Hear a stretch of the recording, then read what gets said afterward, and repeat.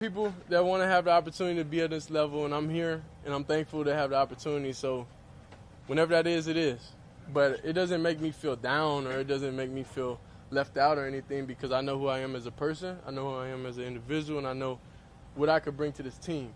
So I can never feel less than, in any circumstance. Whoever is writing these scripts in the NFL, bad news, as Kenny Pickett has been announced with a hamstring injury, and he will be reevaluated in a week. And I do want to speak about it because I think a lot of times, even when we talk about the Cam Newton, Jalen Hurts situation, I think we like to disrespect these professional players, right? Pitt legend.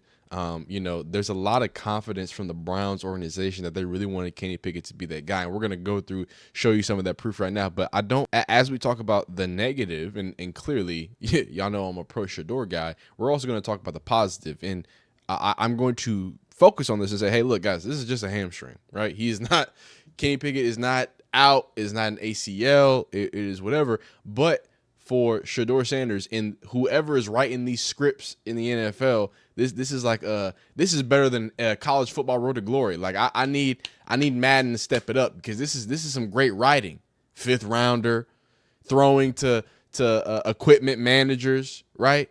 But Dylan Gabriel, who's got a laser on him, who's thrown some touchdowns, who's a little more acclimated to the first down, it's gonna give a gap and an opening to create a gap and opening. You know what I'm saying? So it seems all but guaranteed that Shedeur Sanders and Dylan Gabriel are going to get even more. Shedeur is going to get starter reps, and Dylan Gabriel is going to get more reps with the starters. And pads come on tomorrow for the first time. Crazy times we're living in right now. Hey, you can say something about Roger Goodell, but he can write a story, can he? Vince McMahon, I'm sorry, brother. I am sorry. So sorry for real to Kenny Pickett. Again, high praise. Like, this was back in July 21st. This is about a week ago, right?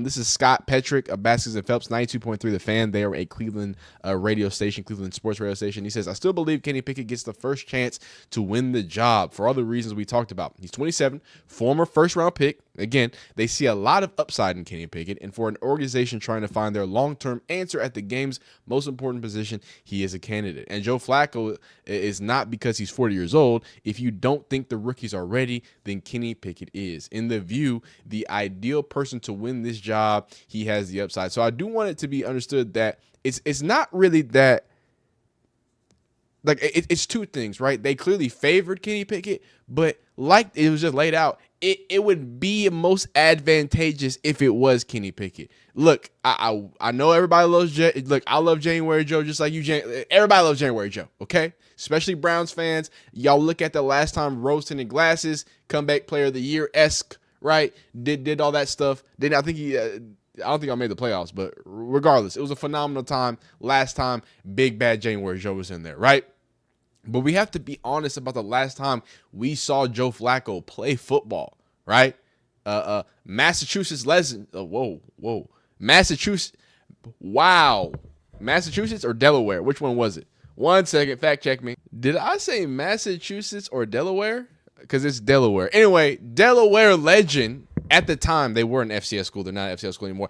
FCS legend Joe Flacco. Last time we saw him play football for the Colts. Now, the Colts are a terrible organization. Everybody seemingly looks terrible playing for the Colts for the last few years. But I don't know, right? He's an old, right? So ideally, if you're an NFL team, you would want Kenny Pickett, somebody who has Super Bowl experience, who has starter experience, who's a first-round pick, who played at a high level in college, right? I mean, ACC, right? Depending on who you ask, you feel me? But again, this is July 21st. These were the rumblings. The big Riz, we know he's pretty fair. He speaks positively of Shedeur and of Dylan and of Kenny Pickett. This is what he said about the feeling of the starting quarterback there. There was a report on NFL Network earlier, a couple days ago, that said, quote, the Browns put a lot more on Dylan Gabriel's plate than they anticipated in the OTAs, in the offseason stuff. The number one question is, what's the order? What's the order? We all were off for 4 weeks, 5 weeks. They had their meetings. Give me quarterback 1, 2, 3, and 4 right now when training camp starts on Wednesday. And believe me, folks, Andrew Berry's calling the shots here for that. He is. Now, what happens on the field might be different than what he wants, and I trust the coaches that they would do what's best for the team. Correct. But I'm telling you that I believe that Kenny Pickett and Dylan Gabriel are the two guys that I'd be looking at right now to start this season. Yeah. So, and again, we're not talking about who we like more. We're talking about cold hard facts, right? And that's, again, somebody who keeps it pretty fair, I think, and he's giving praise to everybody in that quarterback room. So I trust when the Big Riz has something to say about it, we trust what he says. Really quick, this was the suspected play where Kenny Pickett got injured, right? So Kenny Pickett, by the way, follow Cameron Justice if you want Browns footage, please. She's one of the great reporters that's been getting great stuff, great videos, and she does compilations as well. So make sure y'all follow her on the Twitter X, whatever you call it. The injury will be reevaluated later in the week, but his absence reshaped the distribution, obviously, yada, yada. This was the last play of practice on Saturday, Pickett taking the final rep. So theoretically, you would think he was healthy the entire time. You know what was funny? I feel really bad because we were reacting to this clip live and I was making fun of him. I was like, Kenny Pickett ain't moving with a lot of, I was like, hey, yo, what's going on with Big Ken? Because we did see, and again, I gotta be fair. You know what I'm saying? Look, Kenny Pickett is known to wiggle now. You know what I'm saying? He's known to be able to have a bit of wiggle on him. So I don't want you to think I'm trying to tell you, like, that's why I was surprised. Like, why is he like in slow motion? You know when you play Madden and you forget to you roll right, but you don't sprint right, and you got like Peyton Manning or somebody. That boy was trudging through the snow. Look at this. Look at that. And obviously everyone's not going to move fast, but you can clearly see, if you've ever played football, like, you know what it looks like when someone's like pulling up because they're hammy or something's not right. Like, you see how he's short stroking right here? I only know because I tore my ACL, so I know all about hamstring problems. Trust me. I don't even have one of my hamstrings. We don't have to get into it. My fault. So clearly it seemed like he probably got injured throughout the day. Maybe that big run, you know what I'm saying? But you could visibly see, a bit of a warrior, though, right? Go ahead and score a touchdown. Go ahead and finish practice off strong in training camp when he's visibly, looking a little, you know what I'm saying? So I do have to say, shout out to him. Shout out to what he's got cooking and going on. And don't forget that Kenny Pickett's a guy. This is what, quarterback coach had to say about Kenny Pickett as well. To hear that he said that, because his first 2 days have been stellar. He Absolutely. had one throw where he was late yesterday, resulted in an interception, which is okay. We don't want interceptions, but at times we learn a lot from when we stub our toe, even more than when we have our triumphs. But he's had his share of triumphs these last 2 days, especially throwing on the run. Incredibly accurate for just jumping back into camp after us being off for a number of weeks this summer. We talk so much about it. Yeah, so again, high praise. Like, you're getting this from a lot of different levels. You're getting this from the media. You're getting this from quarterback coaches. You're getting that from essentially high brass. And then obviously the consistent thing is if they all play well enough, Andrew Berry wants to keep all four. Now, at that pick, we're gonna come back. We're gonna come right back to Shedeur. I know, y'all gonna get plenty of your Shedeur, but that pick, I want to talk about it because as much as there is a lot of positivity for Kenny Pickett and seemingly internally he's the guy, right? Externally, it's not the same thing. Now, what does that mean, right? What does media really know? What does Dan Orlovsky, who's, most famous for football, for stepping out of bounds? Look, because, hey, Cam Newton is checking. Hey, y'all better watch out. Cam Newton is checking your card. Hey, man, I was a varsity football player. That's it. I was almost possibly D3. That's about it. You feel me? So don't come for me. Y'all know my opinion don't matter. But Dan Orlovsky gives his opinion and then had to say that he believes that the Browns are wasting their time with Joe Flacco and Kenny Pickett. He says, I do not think all four should have a chance to start. If I was Cleveland, I would be doing everything I could to have Dylan Gabriel or Shedeur Sanders as my starting quarterback. Now, this sentiment is interesting, right? And as obviously we're about to get to the pick, but I want to lead into that, right? Because, for as much as internally people are saying there's positive stuff, externally, it seems like there's an idea that, hey, y'all have 2 picks in the next round. A lot of people think Arch Manning is coming out, and it's not just me, a biased Texas fan. Dog, he's not coming out next year. Please don't. But in all seriousness, like, what are y'all going to do? Are y'all going to get off the pot or take the number 2? You know what I'm saying? Are you going to evaluate this test in the time you can test, right? And get them going, or just have them throw into never mind. We're getting ahead of ourselves. What I do want to say is that pick, right? We talk about why people are wasting their time. I want to walk through this one more time. I want you to see something, right? Now, quarterback coach. Now, this is what worries me a lot. I don't know nothing. I didn't play quarterback. I listen to people who watch a lot of football, and they tell me big words about football that make me sound like I know it. Please, my opinion doesn't mean anything. But what he's calling this is a late ball for this pick for Grant Delpit. Right now, I want to see the full play because I want to show you his eye. I want to show you Kenny Pickett's eyes from both of these angles. So we're gonna start here. Right. So remember, the quarterback coach said he was just late on the throw. Now, I want you to see where his eyes are. And I want you to see the routes that are happening here. Okay. He's going to throw this tight end, right? Notice what's happening just to this side of the field. It's just a half field read all day, every day, twice on Tuesday. Okay.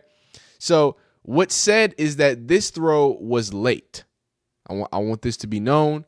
Don't pay no attention to the man that's wide open in the flats. Please stop. That's nothing to do with what we're talking about. As we move forward, what you're going to see is that this throw is late. Now, maybe now that there was some separation. Again, these are multiple angles. These are multiple angles, and I don't see any time that there could have been any separation. Maybe a little here. But again, if there was separation, Mr. Quarterback Coach, and please correct me. I'm sure he knows more than me, so maybe this is just a late throw. But what my eyes see is a man whose head never moved off target. There's 2 angles where I'm about to show you. He looks at this half field, but doesn't look to the flats, doesn't look to Fannin, doesn't look to see this since the beginning of the play, like I showed you, because it doesn't have the beginning of the play over here. Since the beginning of the play, like I've showed you, he's getting harassed. For the beginning of this play, Grant Delpit is walked up. I'm in you. I'm right at pause. I'm all up. I'm giving you fits. So you get how I have a hard time believing that this was just a late throw, that he somehow got separation. Maybe he did. And if he did, that's even worse. Let's just say if this was a late throw, Kenny Pickett, awful. But what I also see is you staring at this tight end the whole time. You know why I can tell? Because then if I go over to this angle, I'm not sure why it's doing that. Guess what you're doing? Confirmed. You're not even looking at Harold Fannin. He don't even come to mind, huh? He don't even come to mind. Look how open this and look, I get it. There's a guy right here, but is that better than the dude who's been covered since he started the route that you've been looking at get harassed the entire time? So if it is a late throw, I believe that, hey, we don't have that full angle. He had separation. Maybe if he gets the top of his hitch and he throws it right now, he can put a ball there. My problem is, did you even look anywhere else? There's multiple routes here. I don't know if you see, right? There's another wide receiver out here. So there's a receiver doing something here. I'm not sure what he gets. Again, I can't see the full angle. So we got to give Kenny Pickett some credit. But what I see from my eyes, and I'm not a quarterback coach, I don't know nothing about nothing, is a dude staring at a tight end who from the snap gets harassed, doesn't even think to go to his flat, which seems to be if this isn't a mismatch here, what is this? This is a small body. Even this is a safety. You got Harold Fannin right here. Hey, just dump it off, live to see another day. And again, last thing, let's say this isn't late, or even if it is late, now can we talk about where are we going with the football, right? Even if you were on time, where are we going with the football here? We're going to the contested tight end, and we're going to put it high and behind my tight end. So I guess that's what you meant by late. Yeah, because it was high and behind, but a lot more went wrong is my point before we got into high and behind. So Yeah, there is a reason to not want Kenny Pickett to be great. But this is why I believe the front office is seeing Kenny Pickett, though. Again, some more just people giving their opinion. During Kenny Pickett's time in Pittsburgh Steelers, their play action usage ranked among the lowest in the NFL. In 2022, the Steelers utilized play action on 17.1% of Kenny Pickett's dropbacks, which ranked them tied for 31st in the league. In 2023, the Steelers used play action on 15.1% of their dropbacks, which only the offense using it less frequently, placing them in 31st. Okay, as you can see, under Mark Whipple's pro-style offense, I got charts here, offense in college, his ran what Kevin runs this success. What? In college, his ran what Kevin runs with success. Okay. In reference, the Browns used play action on roughly 26 to 27% of their dropbacks in 21 and increased that to around 30% in 22, reaching up to 35% on early downs. In both 21 and 22, the Browns ranked 10th in the NFL for total play action usage, meaning they were a top third team in generating play action opportunities. So I guess what he is coming from, and sorry, these charts are a little they're a little pixelated. And what he's getting at here, obviously, is that a play action offense that allows him to hopefully, right, take a little pressure off somebody who's, technically still a young guy, right? 27. He's a young quarterback, especially in the years that he started. He only started with that 1 year until they pulled the plug, right? What's it called? So I think that why not allow a quarterback some breathing room? Why not allow them to have a crush? I don't understand why we treat the most difficult position in the game not like it's the most difficult position in the game. I'm fine. Put the RPOs in. Make half-field reads. Do the things that allow somebody who is clearly he's still a top 1% athlete. The dude's still great. Like, I'm not going to sit here just because Shedeur is going to have an amazing opportunity to get starting reps because he's been throwing to who? To equipment managers. And we're not gonna harp on it too much. But God forbid Shedeur Sanders gets to throw to a wide receiver. Right, and we can talk about a lot of things there. Like, why are the Browns, why haven't they even thought about the potential to get another receiver? It's been multiple days. I know I've already showed you the other day. I'm not going to show you the clip again. This clip was from the last training camp. So this is 2 days in a row at this point. So it wasn't a mistake that he threw to an equipment manager. They just really want that equipment manager to get reps. Like that don't even make no sense. There's not another wide receiver that you can pull over there. There's not a tight end you can take for a second to just come catch a football. Y'all are all running in the same direction. It just seems disrespectful. And probably it's not. It's probably not that deep. It's probably whatever.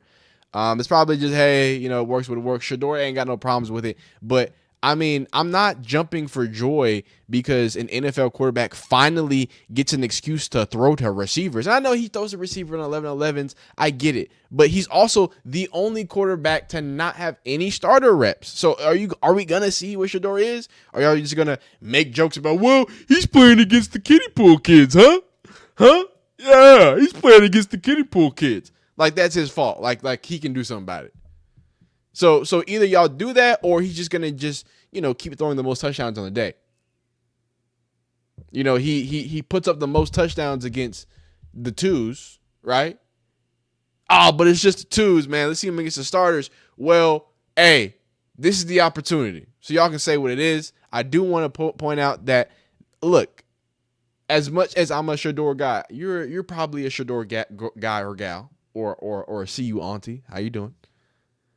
The Browns still drafted Dylan Gabriel with a third-round pick, a valuable pick, a pick where they could have got, another linebacker because clearly they needed it, right? But they went with Dylan Gabriel. That's a value. I want you to understand in the terms of draft capital. Wow, in terms of draft capital, in a team of the Browns that are very, I wouldn't say adverse, but they're very. They accumulate draft capital. They're known to do so. What they do with it, it's 50-50. It can be good, it can be bad. But another point. It's still a third round is a valuable pick. So again, logistics. That's what it's gonna come down to. I want y'all to know now. It's gonna be a very convenient excuse to use. Understand that too. Logistics wise, hey, we have more money than Kenny Pickett. Kenny Pickett is literally, the value he has is just higher than Shedeur Sanders, right? If Dillon Gabriel does good and we want to trade him, it's more valuable because he's a third round. That might be the justification. So, understand that too. Understand that it might not be as a clear path. Even if Shedeur does it, they will find other ways to put those barriers up.